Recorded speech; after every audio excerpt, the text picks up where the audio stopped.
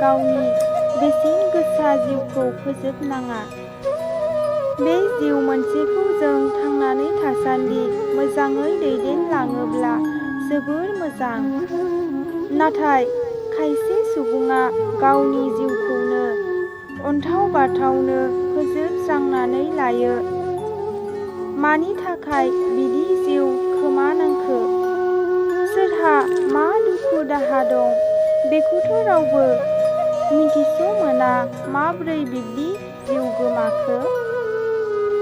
खायसे सुबुङा गावनो जिउ खोमाया बेखौना सोरबा दुथां सुबुङासो खास्रि बिस्रियै बुथारखुमानानै गालाङो। नाथाय सोर दुथां सुबुं जाखो रावबो हमनानै मोनानो।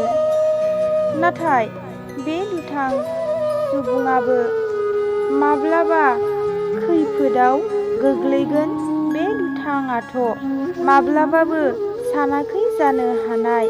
नाथाय बेयो जाय सुबुंनि जिउखौ खास्रि बिस्रियै फोजोबदोंमोन बे सुबुङाबो सानसे जोबस्रांलांगोन।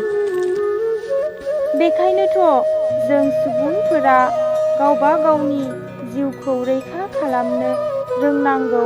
बे बाथ्राया थारखा। जोंनि जिउआथ' सानसेबाबो जोबस्रांलांखागोनानो।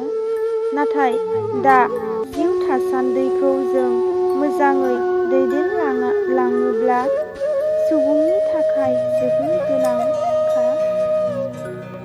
सोरहाथो दुखु गैयाखाय बयहाबो दं। सुखुखौथ' अरायसम मोनबाय थाया। दुखुखौबो सहायनानै थायोब्लासो सुखुआ सानसेबाबो फैनो हानायना। बे बाथ्राखौ गासैबो साननो रोंनायमोनब्ला गावनि जिउखौ माब्लाबाबो फोजोबनानै